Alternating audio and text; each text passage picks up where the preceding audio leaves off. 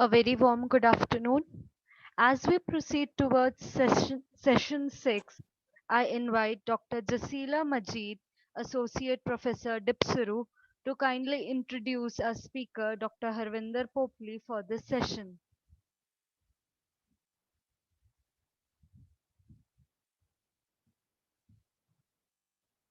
A warm good afternoon. I welcome you both to the session 6. I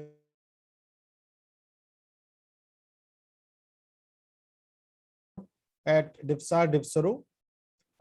This program is sponsored by Atal Academy from AICTE, and this is a 1-week program consisting of 5 days learning, having 3 sessions on each day, 2 sessions in pre-lunch program and 1 session in post-lunch.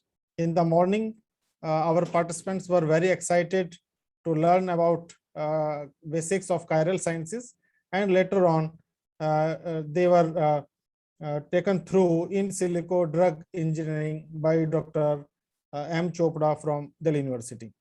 And now we have our very illustrious Professor Harvinder Popli, madam, who is Director, School of Pharmaceutical Sciences, Dipsuru, and she shall be speaking on healthcare startup landscape in India. And with her, we have Dr. Jasila Majid. She is Associate Professor and also heading School of Management Sciences at Dipsuru. We welcome you both, ma'am. Over to Dr. Jasila Majid. Thank you, Dr. Saurabh. And it's my privilege to welcome the esteemed speaker for today's session, Professor Harvinder Popli. Ma'am is a gold medalist from Delhi University. She completed her B.Pharm from Delhi University and M.Pharm in Pharmaceutics, also from Delhi University. And she's a postgraduate diploma in Business Management from IMS Delhi. And ma'am's PhD was in novel drug delivery for steroid drugs from Delhi University. And ma'am have a vast academic and research experience of more than 29 years in the field of pharmaceuticals. And ma'am joined Ranbaxy in the year 2000 and helped Ranbaxy to acquire a number of innovative products, drug development technologies from international companies across the globe, and continue to rise on the corporate ladder till 2013. And ma'am has been awarded with a number of prestigious awards she got from Commonwealth Fellowship in UK to pursue the postdoctoral research in Manchester, UK. And ma'am is an advisor in Health Committee of PhD Chamber of Commerce and Industry, FICCI, Biotech Committee member, and ma'am is involved in various governmental agencies. Ma'am is also she's the director of Incubation and Innovation Center of Delhi Pharmaceutical Sciences and Research University. So I would like to, the list is endless. Ma'am have authored more than 100 research papers, review papers, and she have guided a number of postgraduate students. So it's delightful to hear from Professor Harvinder Popli, ma'am. I welcome you, ma'am, to today's session on this AICTE Adult Faculty Development Program. So over to you, ma'am. Thank you so much. Thank you, Dr. Saurabh, for giving me opportunity to speak on Atal, and thank you to AICTE. Thank you very much, Dr. Jasila, for introducing me and for the brief. Thank you so much. Today, I think when they were deciding about that, what should be I talking about? So although with my working or experience of about more than 16 years with the industry, and then now start having been worked into a incubation for more than 5 years, I thought that the closest area close to my heart is the healthcare and the startup landscape. And since I had the opportunity to work with academics and then with the industry. So when you look into academics and the industry, so there is one thing which is common is the research, and one thing we differentiate in both the academics and industry is that in academics, when we do research, we don't think of commercializing the product or bringing it into the market. So with the startups, this gap is bridged. So I thought that let me take this opportunity, to talk about that what exactly is the healthcare landscape and what we are doing, what the world is doing, and what the India status is being over there, and what our university is also been doing in this area. So I'll little bit touch upon that. And these are all opportunity I try to carry out, that even with the pandemic as a challenge, this is actually uh, pressed more need to do startups with that. So when we talk about as of 2018, there were 44,800 healthcare startups in India. So this boom in the sector is primarily because of two reasons. One being a rise in the entire startup ecosystems, and another being a startup, creating a lot of social impacts. So when you have a social impact and community impact, definitely, there is more of the startups culture you would be seeing in the country. So the healthcare sector in India is emerging as one of the largest sector in terms of the employment generations and revenues. And there also exist enormous opportunities for all the stakeholders in especially this India. So I'll share my presentations. Let me share my presentation first.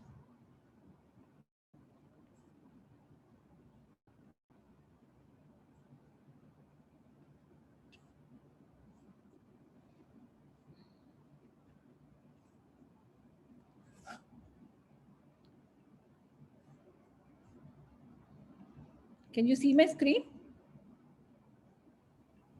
Yes, Yes, ma'am, it's ma'am. visible. Okay, I'll just put it into this mode. Yeah, is it full screen now? Yes, ma'am. It's Yeah. full screen. Okay. So I attempt to do the healthcare startups landscape in India. So we all know that the COVID-19 pandemic, it has claimed more than 320,000 lives beginning December 2019, and we lost so many people. So this has disrupted the humans, goods, traffic, global economy, and besides that, even the healthcare systems. So India is working on the vaccines, plasma therapies, drug therapeutics, medical devices, all for COVID-19. And India has supplied also the essential medicines to over 123 countries, and is also partnering, for the R&D for medical supplies, including trade of the key commodities. So, I'll start with a quote that this COVID-19, crisis, especially for a healthcare, for a startups, although, there are a lot of startups, which have stopped, but especially in the healthcare sectors, this crisis as is also an opportunity. So this vision of India turning crisis into opportunity is going to prove equally effective for our to resolve a build and self-reliant India. There are a lot of measures which is taken by the government to uplift the Indian pharma industry. Like the government of India has put forth the 1.3 billion multi-year plan to increase the domestic production of the key supply materials, key intermediaries, and also the APIs. There are about $5.2 billion for ramping up the medical device productions in India. There is also exploration of the home delivery models and also the usage of digital payment, which we have seen in the healthcare. We have also seen the production link incentives schemes for the domestic manufacturing that builds to about 910 billion for the next 8 years. There is grants in it to states with a with for to develop and to make the bulk drug park and also the medical devices area. There is the PLI's plans will be applicable only for manufacturing of the 53 identified critical bulk drugs. So we've seen there are so many things which is in Goa. So I'm sharing with you a very busy slides, just to show you that COVID-19 pandemic and Indian pharma industry. So what and where is the opportunity? So if you see, there is a key impact on the Indian pharma manufacturing. There is an economic impact on the growth, and there is a reduction in the expenditure power. There is a threat with the potential API generic shortages, leading to short-term increase in the price. We have seen that, during the second wave, we were all struggling to get, Fabiflu, the Remdesivirs, and, many other things. And there was also a delays in non-COVID treatment, which is leading to the short-term decelerations in the sales growth of the general sectors, because nobody was going, we have a lot of friends in the, heart care. The surgeries were not happening, so the medicines, the companies who were making these medications were not able to sell those kind of medications. There is an impact on the innovations and short term negative growth due to the delay in the launch of the new products. And there is also a negative impact on the IPM reliant on the medical tourisms due to the travel restrictions. So besides having so much of a major hurdles of the ancillary goods, the printers, the vehicles, the support systems, the transportations, and also the threat, because we have a lot of dependence on the China for the API, labor shortages, there's a disruption in the global and the local supply chain. The units are operating at the capacity of 60% capacity, instead of 100%. The ancillary is not in essentials. There is an increased cost to hold the inventory, because when you are keeping these medications in a warehouses, there is a lot of cost involved, and especially for a cold chain product. And there is also a delayed approval process for the new plants, and there are a lot of after effects which we had seen it, inventory days going up to due to the reduced demand, purchase power, and supply chain disruptions. So how do we say that, with all those things which is happening, and there is still an opportunity? So I would, like to take you and give you a, this is also one side of a coin, but there is another side of a coin also, because we have, and the government, what we have been doing into that. If you look into the academic institutions and the research institutions in the India, they had also joined the fight against the COVID-19. We have seen, a lot of, like our universities also, was making masks, the personal protective care equipments, testing kits, the sanitizations, liquids, fluids, medical equipments, like in a robots. There was a lot of surveillance kits and treatment, pharmacological, non-pharmacological, and also the data analytics. These were the, things which has been done into our pharma universities or the IITs. At, there are a number of projects. So you would see that at one end, we are saying there is a slow in the startups, but at the other end, we have seen there is a insurgence of, or there is a coming up of so many of the startups, who had been working in our area. So I also like to share, one of the story with our university. While we had a 16 incubators, out of that, 5 of them come up when there was a COVID-19. So one of the startups, started making the HOCl, and if you move across the university, you would see that disinfectant or a surface disinfectant is being kind of available for it was for a hand sanitization also, for it was for the surface also.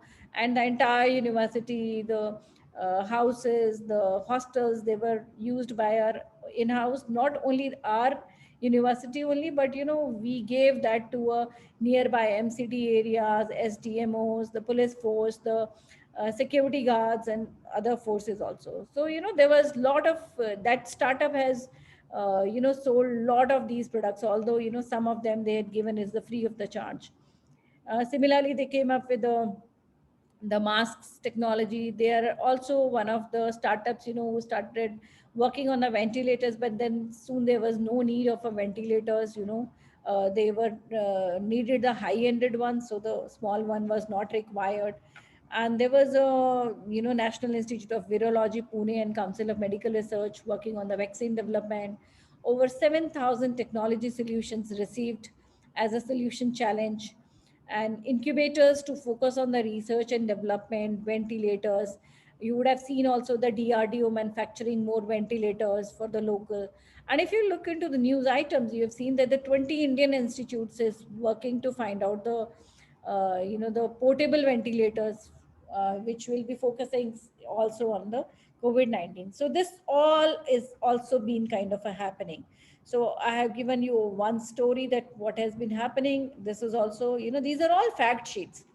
And I know that, you will all agree with me that, we all witnessed this in the, very short span of, say, a 1 year. Last 1 year, we have witnessed all this from 2020 to 2021, till date, we had been witnessing all these kind of a thing. So I would like to take you that what is, when we talk about startups, what is this ecosystems and what we have been talking about. So when you talk about startups, if we look into the definitions, it's a non-entrepreneurships company which aims to meet a marketplace which is need by offering in the innovative product, process or service. So you would have seen either there is a product or there is a, in my subsequent slides also you will find it's not just the products in a healthcare. There are a lot of opportunities in the processes, data analytics being one of them, telemedications is one of them, services is also one of them, that how do you get your supply chain. There were a lot of innovation which happened in this area. Then the next comes in this ecosystems is research and knowledge institutes. So like one of ours, so many research institutes and the universities, they help the startups to gain the industry knowledge and also to develop a business plan to basically need by offering an innovative product, process or service. Because unless and until when you have a product, so when you wanted to impact a society, this product must be available uh, to the public, to where it has been kind of a needed. So you need to have a plan. It might be a social startups where you don't want to take a money, or you want to take a money just to survive, or you want to take a money to have a profitability, or to at least take out your expenses of your services or your salaries or the employability of the people. It can serve all those peoples. Then in all these cases, that you can work on research. The government may help you in doing research, the universities help you in doing research, or you put your own money into that.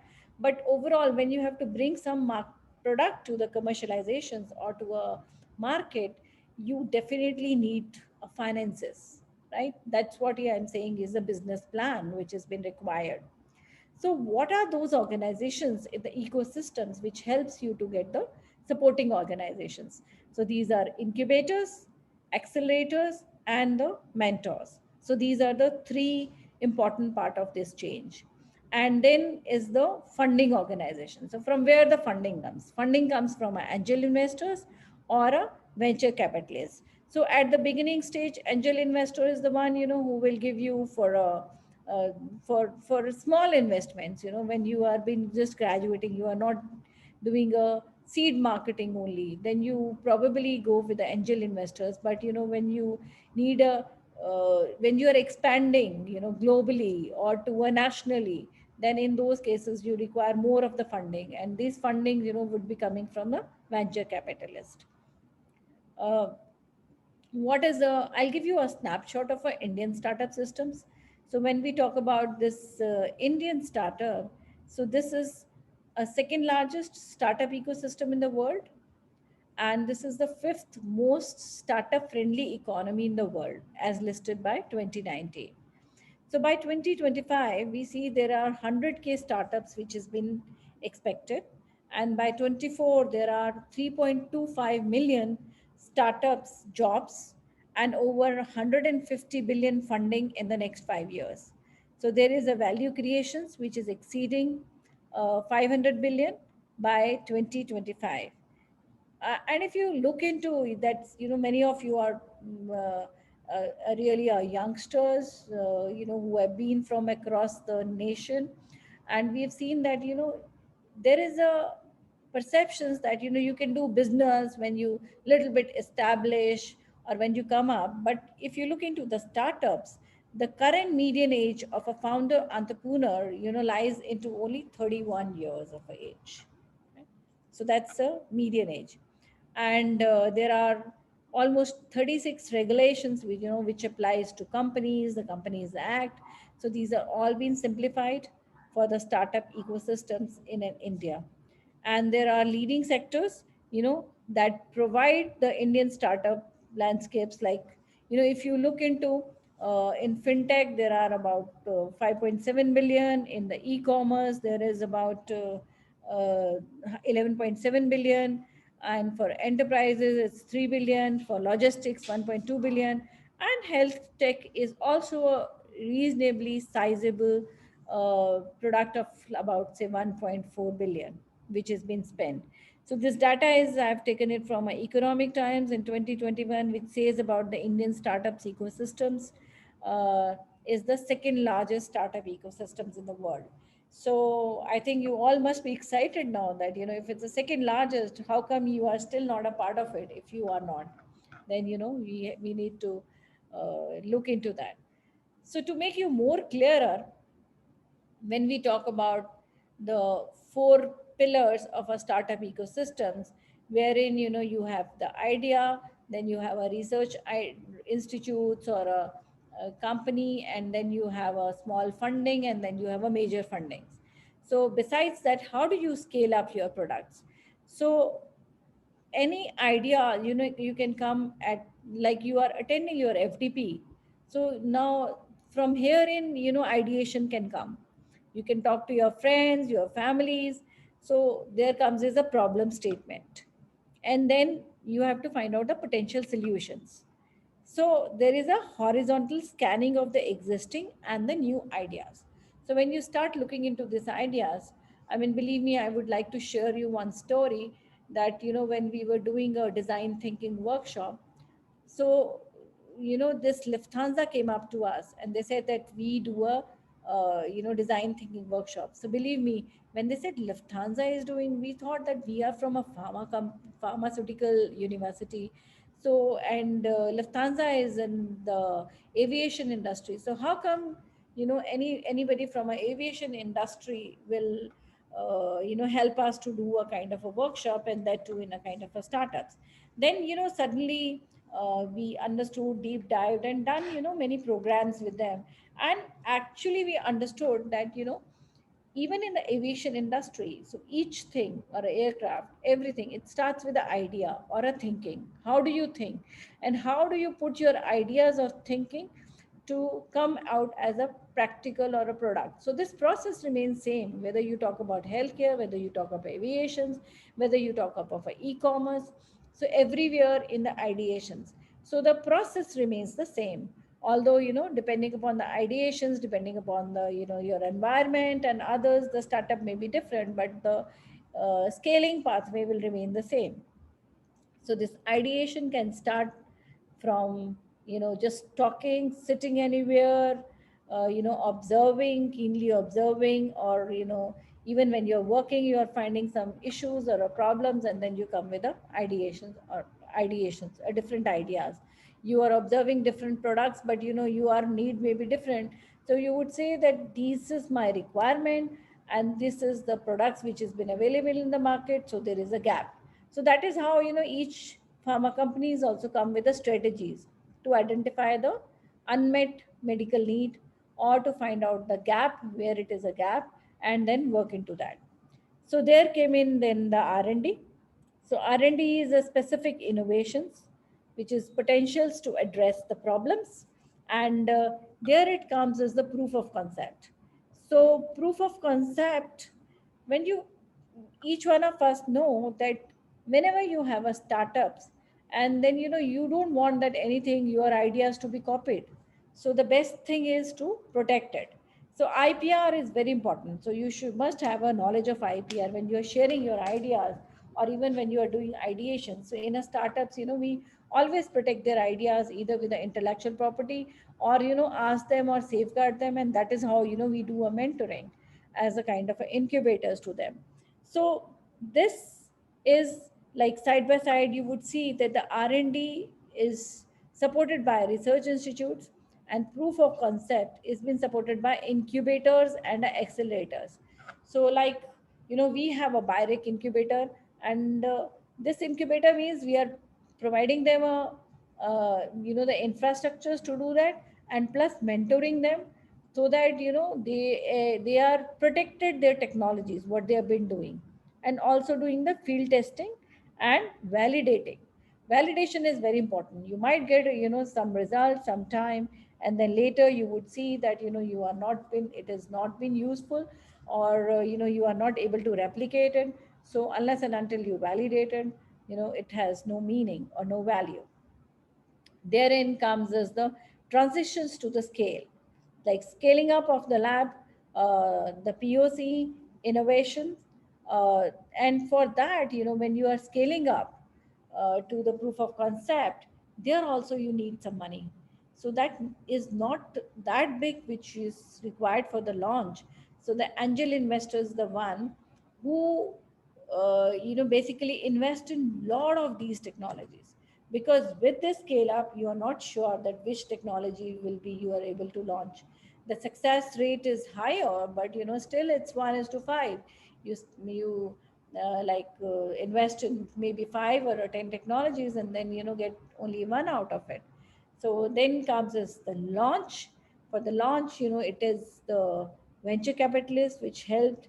This is the post large scale proof of concept launching. The product is in the real market, and you have the startup enterprise, you have a market facilitators, which helps you to launch the products. And then finally it's a private equity funding when you are expanding this thing. So I hope now it has been clear that from a startup ecosystems with a scaling pathway, you have incubators, accelerators, and when you have been working, they provide you a co-working spaces, and then you give a early stage support. Because in the beginning you can't have your own R&D, you can't have your own offices, you're looking for a lot of support. So this support you are getting it through the incubators, because if you start putting that cost, it becomes very very expensive. So the startup or these ecosystems has that particular advantage, because that is being supported by somehow your university, or the state, or the country, or maybe the institutes, or maybe the sector. These are all the benefits you can have with the ecosystem support. Let me go to the next slide. So this is to give you an view that where our startup, and we are saying we are a second largest. So where these hubs are, and what are we doing? So you would see these 6 areas where it has been majorly concentrated, and each area has a different, what you can say, domain. Like for that, Mumbai, you will find it's a financial city, so it has a domain of a fintech hub. So there are 30% fintech, there are 800 plus startups, there are B2B 30 to 40%, the business to companies, there are 60 to 70%. Then funding is 750 million, and technology focus area is big data analytics, machine learning, and the artificial intelligence. Therein comes the Delhi NCR, which is the e-commerce hub, and it's a 30% of the total e-commerce. There are more than 1,000 startups, and again business to business and business to customer B2C is 65 to 70%. Funding is more than 1,001 million dollars USD, and technology focus area is again supply chain, big analytics, the enterprise solutions. Then came is the Pune. Pune is also emerging health tech destinations. So 4 out of 10 are a healthcare startups, and 300 plus startups are there. Again, B2B is 40 to 50%, and business to customer is 50 to 60%. Funding is about 200 million. Technology focus area, as I mentioned to, is the Internet of IoT technologies, and also the some cloud solutions. So, like that, in Hyderabad, you have infotech destinations with the technology MNCs, number of startups, funding, and the technology focus area is Hyderabad is also health tech cloud and inventory management and solutions. Similarly, Bangalore is called as a Silicon Valley of India, 40% overall funding, again in big data analytics, electronics. Chennai is the emerging B2B destinations, and it has 275 plus startups. Technology focus area is also a big data analytics. So this is what you can mapping of the what kind of a startups, which has been happening across our country. So in a snapshot, the Indian startup ecosystem, second largest, 55,000 plus startups launched, and 41.6 is DPIIT registered. So once you have DPIIT registers, so you have a lot of benefits from the government. I mentioned about the GUI, lot of policies and techniques, and once you are the registered with the DPIIT, you can have those benefits. There are 30 state startup policies, like Delhi also has one of them. And there are about 63 billion funds are raised in our startups. And there are 34 companies, Indian startups, which are unicorns. And there are 52 which is unicorns, means by 2022 soon they'll attain the status of a unicorn. And what is unicorn is when they have a 1 billion sizable, right? So more than, there are 320 incubators, like one of us, our university is also one of the activators. And there are 47 active firms. So this is in a snapshot of our Indian startup systems. Now I'll give you a snapshot of Indian healthcare systems. So when you look into the healthcare industry in India, this is projected to reach 372 billion by 2022. And by 2022, the diagnostic market is expected to grow at the very fast rate, about 20 double digit growth, 20.4%, and to reach the 32 billion from $5 billion in 2012. And then there is a Indian medical device market is also expected to grow, and there is also growth into a telemedicine, and there is also the healthcare information technology market is also expected to grow, information technology to 1.5 times from the current 1 billion. So this is the state of a healthcare. Now, if you look into the growth drivers for a healthcare sector, so by the end of 21, India is expected to rank amongst the top 3 healthcare markets in terms of growth. And Government of India is planning to increase the public health spending to 2.5% of the country's GDPs by 2025. We had all witnessed that, the healthcare investment by the government, during pandemic, we were all exposed that how little we were spending on our health. So although now they have enhanced the lot into a health, still so much to do, but still so many opportunities because the investment has increased by the government.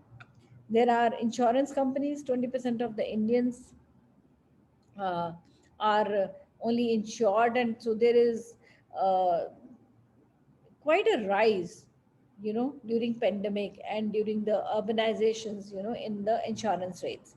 There is rise in population income and increasing life expectancies are the key two drivers. And with the rise of healthcare, medical equipment, supplies, insurance industry will also boom.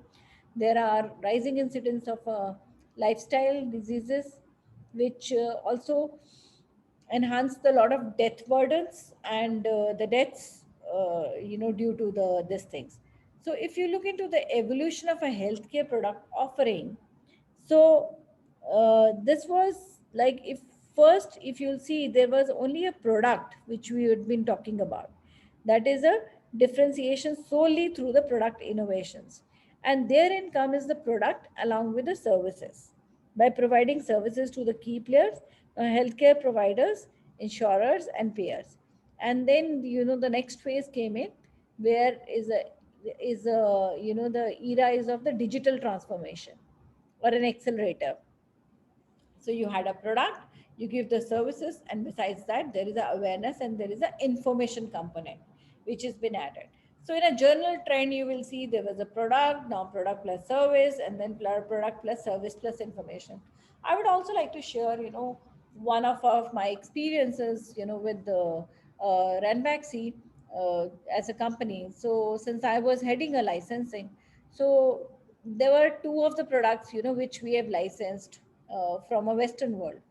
One of them typical was Bonesta, which is a bone health care for osteo arthritis. and for the bone health care basically, and secondly, human growth hormone for the children. So when you talk about this marketing, so this was a healthcare product which we are saying you can give just the product, then you will have a X sales. And if with the product you give the services, like services means inform them, let them know when they have to take the product, what will be the usage, what will be the other products, some of the services, because every time, every 1 month you have to repeat that. Now if you don't repeat that, you will not get the results which it desires to have, and it's an expensive therapy. So as a company, we started with the services, like lot other companies like Abbott and Pfizer, they also provide the services. So that is called as a product plus services offering. And then there is a plus service plus there is a information also, awareness. So there is, now if you look into this evolution, similarly, so you would realize when you do a startups, it's not only in the product, there could be a services, there could be in a information. So there is opportunity enhanced. That's the reason which I'm saying is that you have to look into the DNA of the market, that what has been happening around. So accordingly, you could choose those services.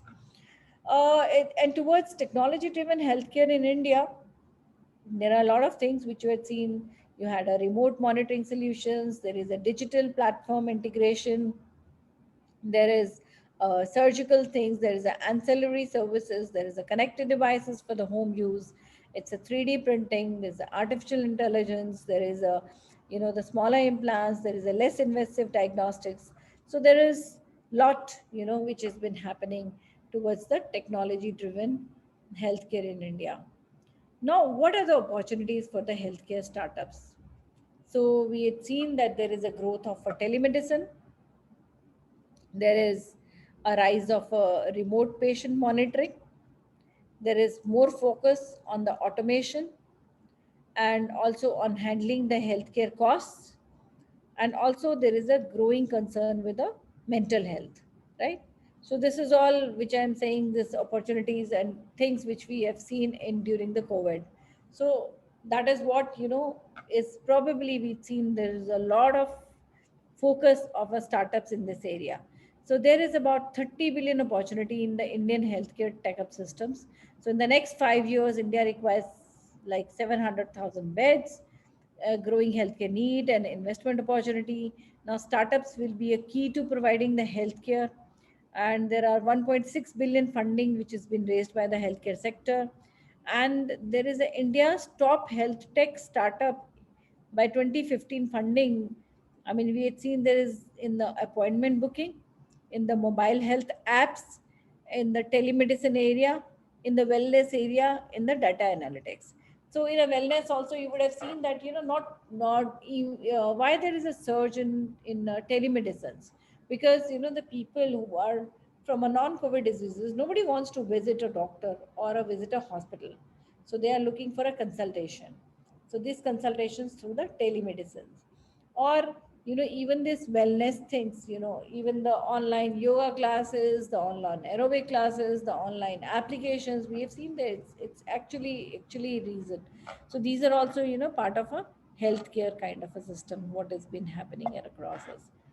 uh, so the COVID-19 has thrown the spotlight on the shortcomings of the sector and amplified the need for the new age digital health solutions or innovations, as well as the increased healthcare capacity and infrastructure. And there is also angel investments in the healthcare startups, which will help them to grow even 3 times more than this what has been required. So you would see there is, the total funding in a healthcare startups. Uh, just look, it's a very interesting thing that you would find in a healthcare appointment booking is one of the highest one.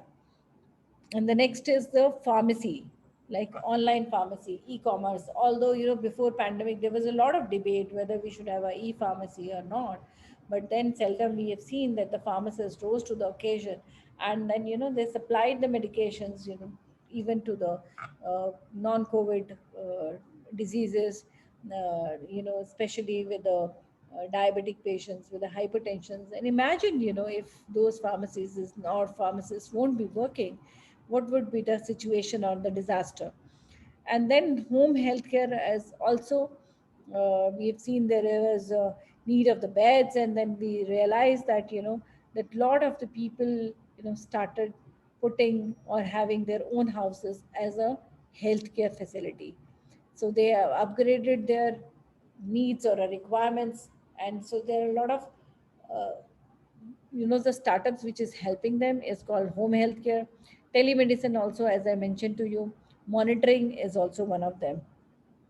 So artificial intelligence, if you look into, there are top funded AI companies in the healthcare, and the PE investments in healthcare and the life sciences, you would see is also increasing.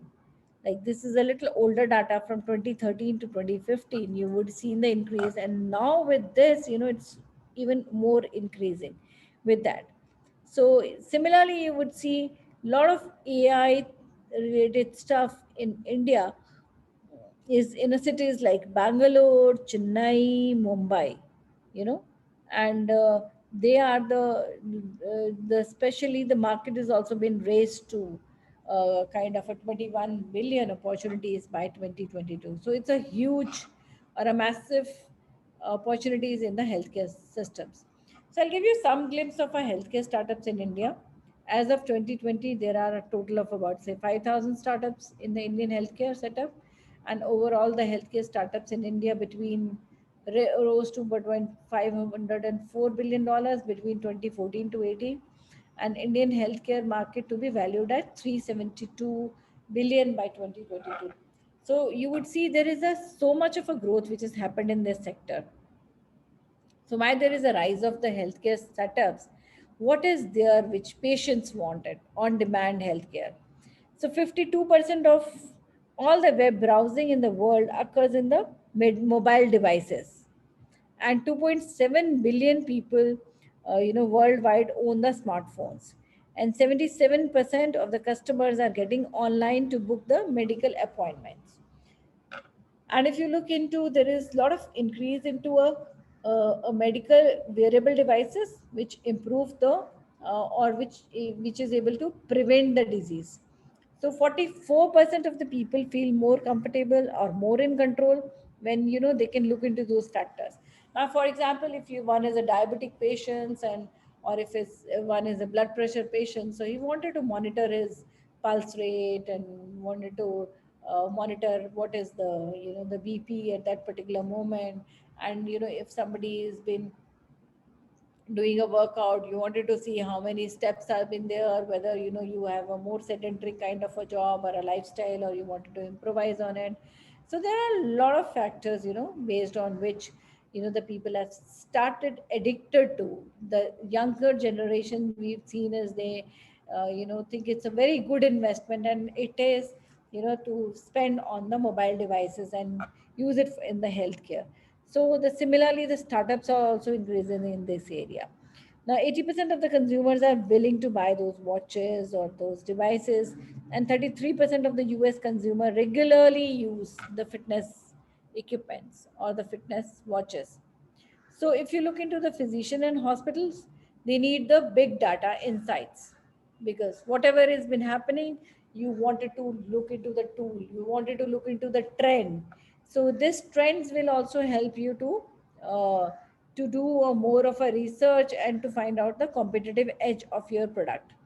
So 47% of our healthcare organizations are already using patient data, predictive analytics, and 57% of the healthcare companies think predictive analytical will save them 25% per year. And the big data market share is expected to reach 14.9 billion by 2022. So virtual reality helps the doctors getting the better training, and artificial intelligence makes the personalized treatment possible. So 84% of the industry leaders think artificial intelligence will soon transform the healthcare. And the healthcare AI powered tech market will exceed like 34 billion by 2025. And the number of active AI startups has increased 14 fold. So there is a lot of trend towards artificial intelligence. So if you look into the, just to summarize for all of you, what are the key sectors of a healthcare startups? It's the e-commerce or a online pharmacy. There is a health wellness and a lifestyle management. So you look into that. How many people are there? You have a FitPass, you have a PharmEasy, you have a GrowLift, you have 1MG.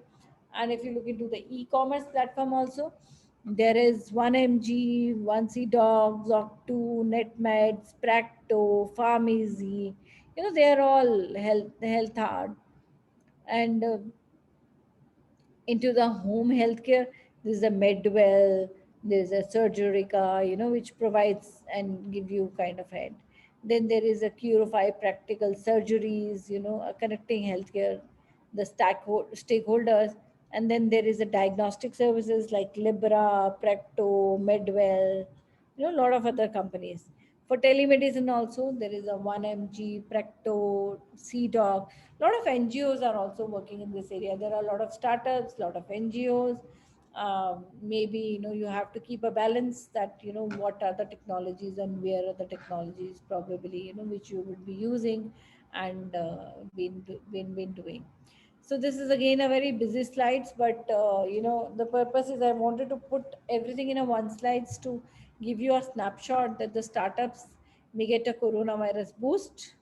There is a change in the recruitment trend post COVID-19. What has been happening is skilling and reskilling.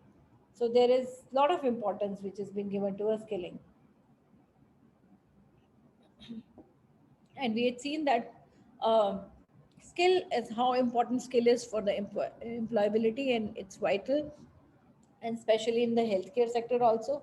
Even the, you know, the courses which you would be teaching or studying, but ultimately, you know, this application of the course is very important, that how do we applied it or applied knowledge. Even the fields like regulatory, we had seen it that the application of the regulatory knowledge, you know, to fast track the approvals, or you know, having a approvals in the area where it was earlier not being kind of a used. So those kind of a data, and to look into those data, so you know, it was a very very challenging task for any of these organizations to do it. Now increasing the demand to adapt to not only functional skills such as the creativity, innovations, complex problem solving, cognitive abilities, and the social skills. And there is also a focus on building digital skills, learning productivity and collaboration skills, which is critical for the continued success. And there is a change line in the pipelines and the priorities for the biopharma industries, you know, that will also alter the job markets. And although there is a greater focus on automation and AI for reducing the human dependence, which lead to the job. So that's about like the innovations in the healthcare startups. And you know, you would see from 2014 to 15, this number has rose from 65,000 to 25,000. And you know, that is how, you know, you just point out and focus those kind of a particular areas which can be boosted through these systems.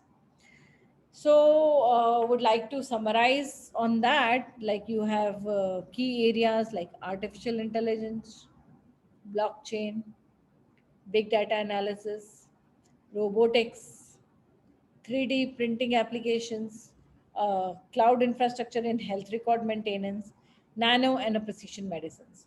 So when we talk about this healthcare sector, so you would see that these things, you know, comes again and again and again. So anything, you know, startups surrounded, you know, using these seven kind of a base work or a technology will actually lead to people to work in this particular area, and to, you know, commercially launch as well, and come out with these of the products. And if you would see is that, you know, 30 years back it never existed. We were never talking about this blockchain, we are never talking about the big data analysis, we were not even seeing the 3D printing applications now. And the nano and precision medicines means that you have become so much specific. Like, you know, our university is blessed to have also the new center which has been coming as nano and precision medicine, and also MSc in artificial intelligence.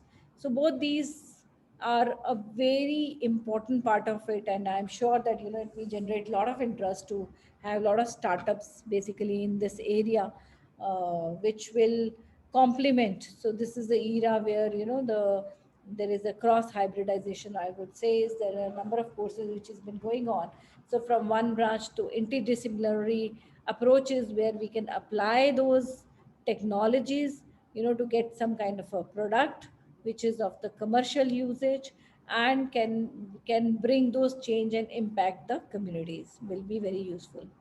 So these are all the future trends, and the technologies in the startup areas and the need of an hour. So now I would like to also, a little bit touch upon that. What is the role of pharmacist in the startups in the COVID-19? We talked about lot many things, and if you would have seen that, it has gone to, when we talk about healthcare sector, pharma sector is such a huge sector, but it looked very minuscule when we talked about all healthcare sectors.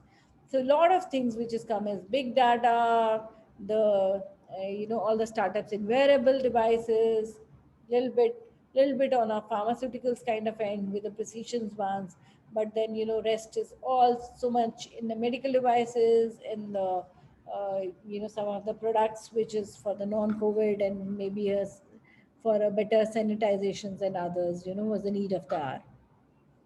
So it at this time when the entire world is was slammed and nationwide is happening, there were Indian startups, that was also growing well. So these startups are on a rapid growth spree and getting a very good example to for the companies on how to fight with, survive within this lockdown period, and to support the people of the country and boost of monitoring systems with the tech-enabled innovations. Many Indian companies are closely working with the authorities, central, state, and at the district levels. E-pharmacy setups, right? So e-pharmacy has become the backbone of the cities under the lockdown to fight against the pandemic. Online pharmacies in India like Innovacare, First Healthcare, Unicorn of India, MedLife, 1mg, and Pharmacy are providing contactless home delivery of the medicines in the bulk, different types of medicines on one platform, and also provide the online prescription services and the other registered set of the doctors. So also all the e-pharmacies like MedLife, 1mg, and Pharmacy have their own respective app that send frequent reminders for your medicines. This feature is quite helpful to keep track of your health on the go in these busy times. So there is, one of our colleague only, she had been also associated with our incubation center, is thinking about setting up of, is already started some kind of a startup for a silver genie. Now, this is to keep a records of elderly patients. So we had all seen that the many of the population has moved to developed countries like Canada and the US. So their parents are staying here, and the parents are aging parents. Now, these aging parents, when stuck alone in the pandemic time, and their children sitting over there, were worried about that how is their health, how they can get access to the health. And soon the need came in that their own children, who is maybe of 50 years age or 50 plus or 30 plus, need to have access to their aging parents or the elderly parents the records. And so who is to be managed those records? So there were startups which came up, and is also saving those data, and whenever it has been linked to their profile, so you carry that your profile is there, and then whatever test you get it done is also been available all the time. You don't have to look it for here and there, and it could be in a cloud application. Then come is, some of the examples I'll share with you. Agwa healthcare ventilators. So in this, the ICMR, about 5% of this, the COVID-19 patients may require this in the intensive care needs. So thus far, the startups have been supplying to the major government hospital like AIMS, Subsegents with the entire workforce round the clock. And according to the money control, the state is all set to raise the production of ventilators, its current capacity of 150 units. So we know that, now the situation is in control and we don't need, such many of these kind of a ventilator, but it has been available, but you never know. One has to be, preparedness has to be there. And we have seen in the some remote area, there is still a need for these ventilators. There was MyLab test kits. You all must have heard that, now the PCR technologies, RT-PCR, is also been advancing. So once we were taking 36 hours, 72 hours, 18 hours, and 3 to 4 hours. So most of the Western world, when you travel, even my daughter traveled during this pandemic to Canada. So once she was there in the airport, they test them again. So when our country was taking almost 36 hours to deliver the COVID test, so there at the airport they were getting it into 30 minutes, RT-PCRs, like, different technologies. So we all know that the testing technology is being advancing. And then I saw even at our own airport in Delhi, they write it that, your test will be available in within 3 hours. So, if your flight is at about 11, you can be there for the international flight early and can get yourself tested and get the results also as well. So the technology is moving. Similarly, with the globe face mask and with another wave coming on, there are different technologies. There are come came is the cloth mask, then there's the 3D technology, 3-layer technology, and then there is a anti-pollution face mask, the N95 face mask, and many other nanocleans, which is the better and better technology which has been available. And now there are different reports coming now. One of the reports says there is no need of a surface disinfections. But at one time, surface disinfections for the first variant were so many useful. And when you are opening up the spaces like shopping malls or a big hospitals, so then, it is literally impossible to sterilize those particular area. So one of the Noida based adverb technologies, made this kind of a robot which will be able to clean. And the technology is the combination of a UV light technology and a mobile robot with an intensity meter to disinfect the larger area or the sanitizations. So some of the other interesting Indian healthcare tech startups is that you have a Bion Ventures, which is a business to customer platform of the Indian biotech startup used for the genetic and this and mutations. Then there was a Hero, a product which is developed by the Cardiac Meat startup that allows the analysis of a patient's video recording and can measure the fluid accumulations or the lung deterioration. There's the Digemy is an edutech platform that allows to better know the understand the dangers. Apigard is a Norwegian startup that special product Epishuttle is a safe transport of the infected patients, like a you don't have to wear the PPE with that. So it's been kind of a protected, and then it can be transferred. There's a Haystack Analytics which help the government to keep an eye on that waste beds, and Haystack Analytics incubated, looking to understand the virus transmissions through the genome sequence. And the platform can help the government to stop the curb the virus. And let me just conclude, so that I wanted to keep some time for the question answer sessions. So there is surely a need and an opportunity for pharmacists also to be utilized across key global health, across the areas over and above what is currently being done, from workforce development to supply chain management and medication safety. Pharmacists can apply their medications expertise to contribute to gaps in care that align with the major global health efforts and programs of the vaccinations. And in the fight against COVID 19, our shield is the healthcare system and our soldiers, healthcare professionals, which undoubtedly include pharmacists. And pharmacists are the frontline workers. They should be addressed as such and given the recognitions they deserve, right? So with that, uh, the future of the role of the pharmacist amid COVID is immense, and it's the pharmacist is not only the medicinal expertise and should be leveraged in the vaccine development and clinical trials. And the vaccine against the COVID-19 is available. The pharmacist will be considered one of the frontline health workers.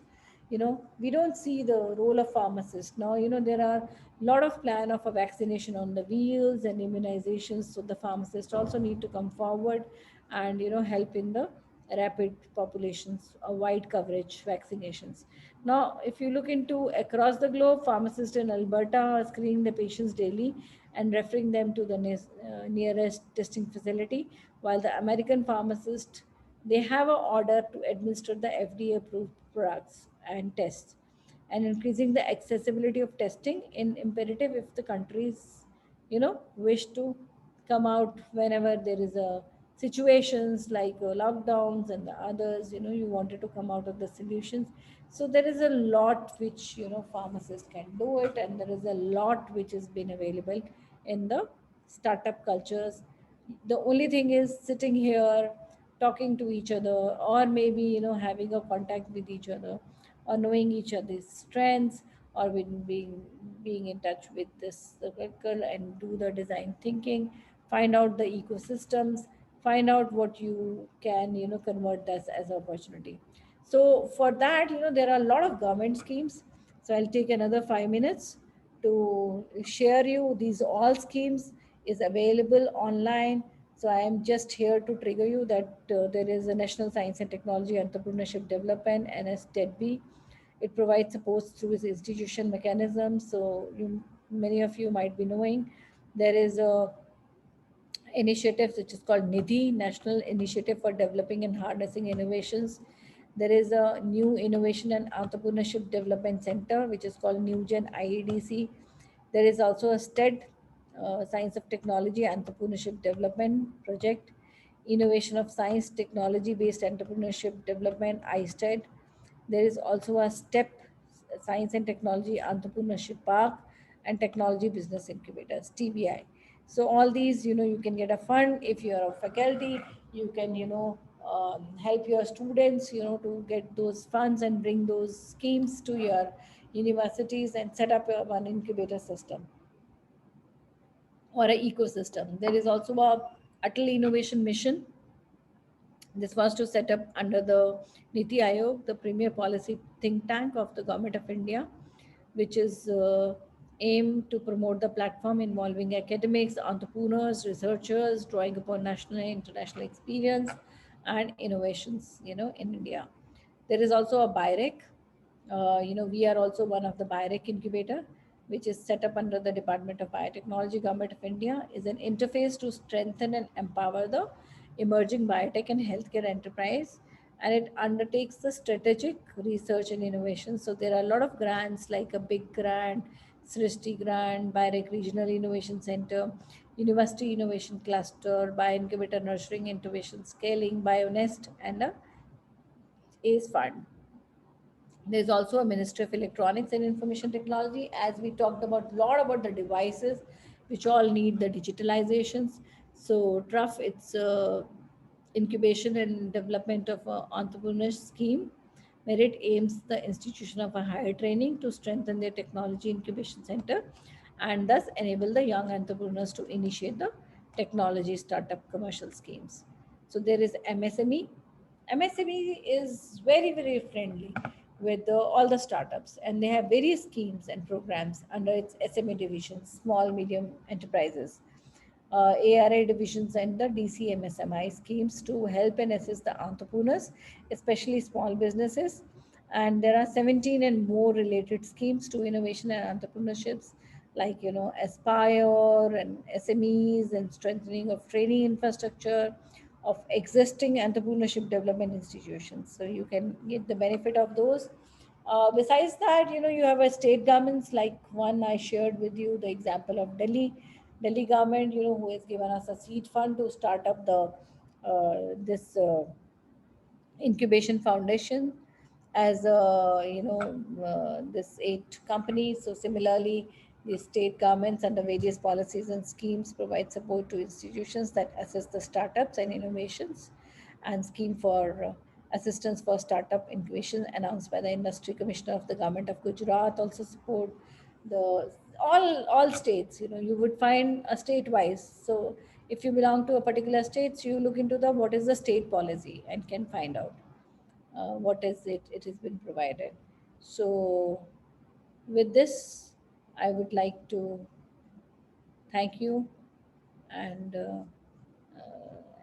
and would be happy to share any Q&A which you might be having, or any query which you wanted to me to clarify. Thank you, ma'am. Thank you, ma'am, for your impactful and meaningful talk discussing on Indian startups and healthcare settings and covering the entire healthcare startup landscape in India.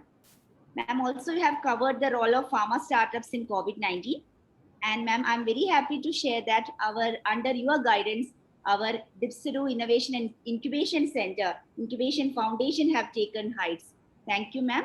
And thank you once again. And now the session is open.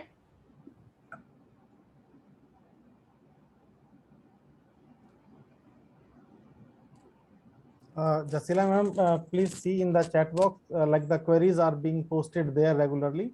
So if there are any queries related to the topic, so you can take up directly from there on behalf of the participants. Yes, ma'am. We have one question, one query from Ramesh Reddy. It's like that. Can you explain the Pharma D students' career prospects? He wanted to know about the Pharma D students' career prospects. Currently, they don't have proper fit for higher education as well as proper jobs in India or abroad. Ma'am, Ramesh Reddy would like to know about the career prospects of Pharma D. Okay, I think it is little away from the startups which you have been saying. So if I have to say that what is the scope of PharmaD, probably when you join PharmaD, there must be a lot of scope which is must have explained it to you. PharmaD was when started by the PCI, was based on a lot of intense research what they have done. I could share this with you guys because the PCI head Arshna Mutkil happens to be my classmate. We studied together, within in this institute itself for the 6 years together. And this question has been asked by a lot of people that what is the scope of PharmaD, because many of them are not employed, right? So that is how this question came in. But when they started this course or curriculum, they mimicked what is happening in the Western world and what is the importance of the pharmacy. So although the concept is very nice, uh, the education is very nice, but uh, what happens is that there are not enough opportunities which is given by society to us, right? It has not been mandatory by the government that when they are taking a round, and especially we have seen even in the COVID-19, that the pharmacist should accompany them, right? So there are two reasons. One is that there were not enough of the pharmacists, who has this kind of a knowledge. Only, few of the pharmacy professionals, who have a skill and the knowledge, where as a clinical pharmacologist, they can solve and even better solve than some of the physicians, who has been there. So the scope is immense, but the only thing is that, everything, and in one of the slides I had mentioned it, is that whatever is thing is there, you need to also validate it, right? So the opportunity exists, but somehow we have to also and get the endorsement from all our fellow healthcare providers, be it a nurse, be it a pharmacist, be it also the physicians or the doctors. They should understand that this is the value we are bringing it to the table. So now I relate it to the startup thing. Now if you think of startups, now the pharmacy professional are the one who has got the biggest opportunity, because they are the one who can think that how they can make impact to the physicians. So we had seen that, if you talk about the pharmacy or the scope of the pharmacy, there are two areas. One is the this clinical side, pharmacist side. The another one is the community side, and the another is the industry. So in the industry we have proven our worth, but somehow in the community we are still lacking, right? Nobody thinks of you might not have seen any of the minister or even the prime ministers talking about that pharmacist is the frontline worker, pharmacist needs to be, kind of endorsed.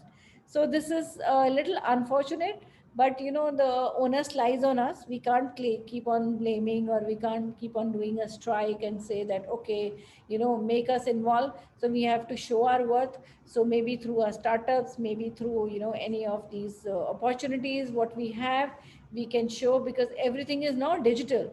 You don't even ask for your presence over there. So even being a pharmacist, if you can add value, like in the morning, we had a very interesting program where, Dr. Jasila, being in a allied healthcare and a public health, is been talking about opening of a community health center. So that's a beginning.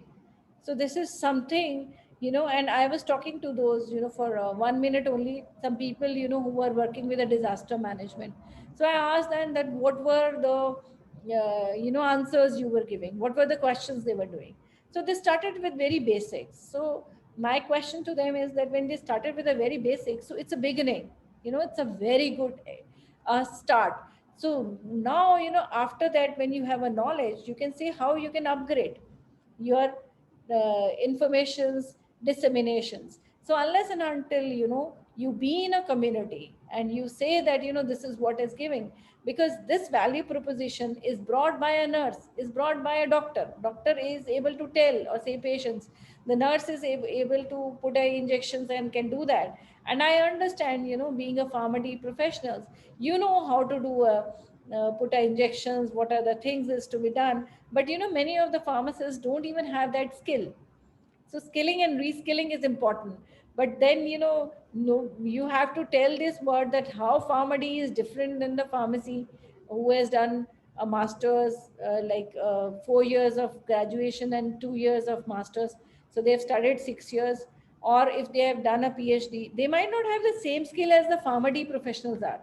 Because pharmacy are trained for a community. They are trained to be associated with, have that kind of a total product knowledge, or in the pharmacology.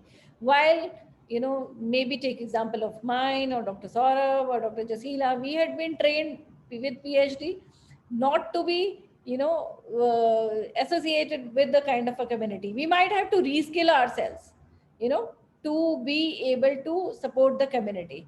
So what I'll say is that, we always have a constant reskilling. Even I had seen that a lot of pharmacy professionals, who has been practicing, there is no criteria that in India we do a reskilling. So one of my batchmate only, she's been working as a pharmacist in Canada, and they say every 5 years, even in the retail pharmacies, they have to give an exam. And similarly, as a pharmacy also in a hospital, they have to give an exam, so that their knowledge is being kind of updated. So unless and until we have such agencies which validate you, which accreditate you, this is a kind of a gap.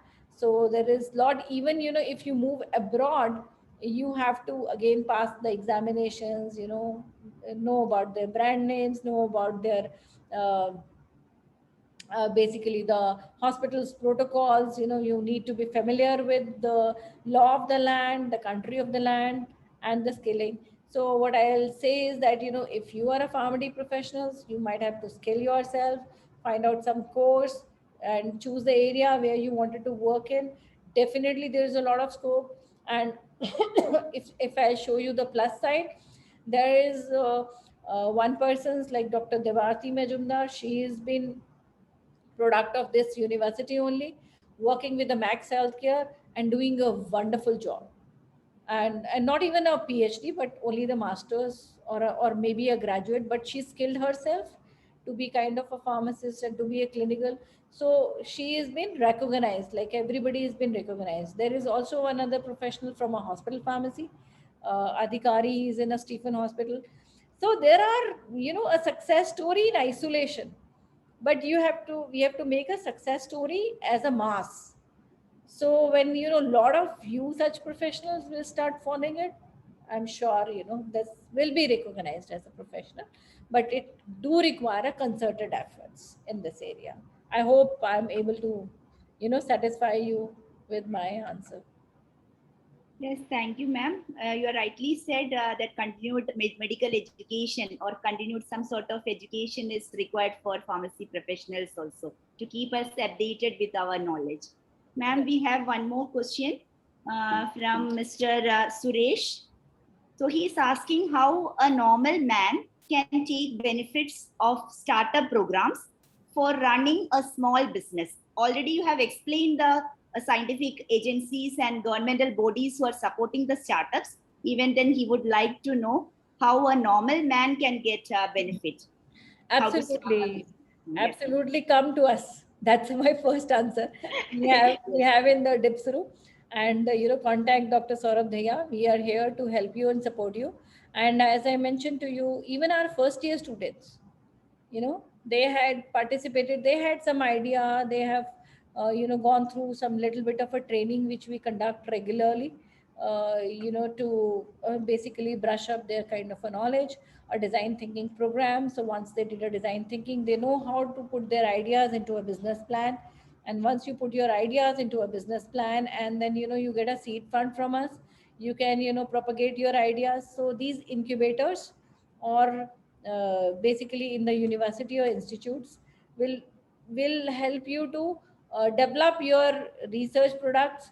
And we also mentor you so that you can bring your product and take your product and connect you with the the scale up ventures which I have told you, that with the VCs, with the angel investors, and then to the scale up. And from this you could scale up and bring out these products. So one of my PhD students only, he worked with a surface disinfectant was not primarily his area. He was working to develop some antibiotic solutions for a vet, but as a byproduct he got a HOCl, and HOCl was a good disinfectant properties. So during the pandemic he thought this as an opportunity and developed this as a separate product. Although the startup objective was some different, but that byproduct has become the major main product. So there are a lot of success stories, in many areas, simple areas. Why I'm telling you a very simple areas, because the drug engineering, the topic of the the basically FDP, it's a very complex process. So you can choose to have a one segment out of it, like because it's very resource intensive, means a lot of money has been required, a lot of funding has been required with that. But people like who has been working in our area, they develop maybe a product which with a POC, and is a scalable kind of a thing. And then you can approach the different industry who can join hands with you, and come out with a kind of a product. There is always our honorable vice chancellor has also come up with one of the product, Coroquil. So that is also, ideations came with couple of the faculties, and they worked together and they did some of the research. Then join hands with one startup and join hands with some of the industry, came out with the product. So all the resources or the money, which in the morning he's been telling that it required 80 lakhs or a 1 crore. So that 1 crore was not available, which university was not funding, which nobody was individually funding, but that company invested because they believed in it. So your POC should be, if you are convinced and if you think this will work, then sure, there is people who could invest it. So those investor who spends up to 1 crore, we can call it as in our system as an angel investor. So that company worked as an angel investor and invested, and will have a surely a stake in this, and will give you a reward into this thing. So from a startup you have come up with a product, but this was again a very simple product. But when you talk about the new drug coming into a market, surely method developments or some other kind of a chain, you can take a depending upon this, again a lot of ideations. You can surely, if you think, if you need some more, you can always talk to us, write to us. and get a lot of mentor in a different fields which we have from our industry or others, and can get the benefit of those. I hope your query is being satisfied. If you have questions, you can again open up and unmute yourself, and we still have 5 minutes, 5-10 minutes. I'll be happy to answer you.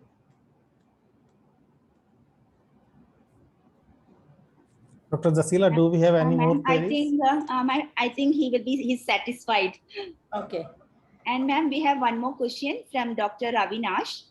He wanted to know how to know the value of our idea, how to understand how the idea is, and how to decide whether to develop that product on our own or to approach an appropriate industry and get a share in profit or sales volume by licensing them the product. So he does his queries. Right. And ma'am, how to approach an appropriate industry he wanted to know. Actually, this is something which I have done entire my life, and let me first warn you also. The success rate of licensing your product is 2%, right? Licensing in or licensing out is 2%. So that means if you approach 100 companies, there will be a 2% chance that you are able to do it, right? So for to be a successful, you might have to approach hundreds of companies for that product. So don't feel this. I am warning you or telling you so that you feel remain motivated. So this was my motivation in the Ranbaxy. I think probably I was the pioneer to start up the divisions, and to do the kind of a licensing or bringing in the products. So at what stage you decide, this is a strategic thing. Now if you have an individual or if you are a group, first you have to have a structure. So I can advise you, if you tell me you are an individual one, so then it's easier for you. You think your resources, you find out your resources, and then you can do and plan accordingly. As an advisor, we can tell you that if you have some money, don't, and if you think or if you believe in this technology, then invest, take the help of incubators, take the help of a accelerator or a angel investors, and then sell your technology at the later stage. But if you think you know you are not very sure and you want to partner with the industry to even know the impact of your technology, so then at a POC stage, which is possible even after a PhD research, that at POC stage, write a concept note, approach the appropriate company who are in this area or where you find a unmet medical need. So the first very important thing is to find out the gap analysis and to do a research that this product has been required. What is the market size? So this is what is the business plan. So even if you look into our website or if you look into our the questionnaires, which when we say that you can incubate with us, uh, we ask you all these questions and then evaluate you, right? So when we ask these questions, so these are all questions are pertinent. So you go through that, these questions we ask about what you believe in technology, what is the complexity of the technology, what are the resources, what you have, what are the resources you need to procure, what are the, like suppose if you are successful, how much is the volume of the sales you can have, what is the plan you can expand it later, and all those things. So you have to think through. You just don't have to rush upon ideas. Like you have an idea, you can get a product, and then third day you think I start a company. No, you have to, because and also doing the valuations by the time you reach in the market. For example, I start to develop a product today, and I know that I'm going to be in a market after 3 years. So what will be the demand after 3 years, right? Now in a COVID, a lot of, if I start producing a mask now, this has no value. If I try producing a disinfectant today, it has no value, because there are thousands in a market. So somebody who clinched the responsibility, the opportunity was in the beginning.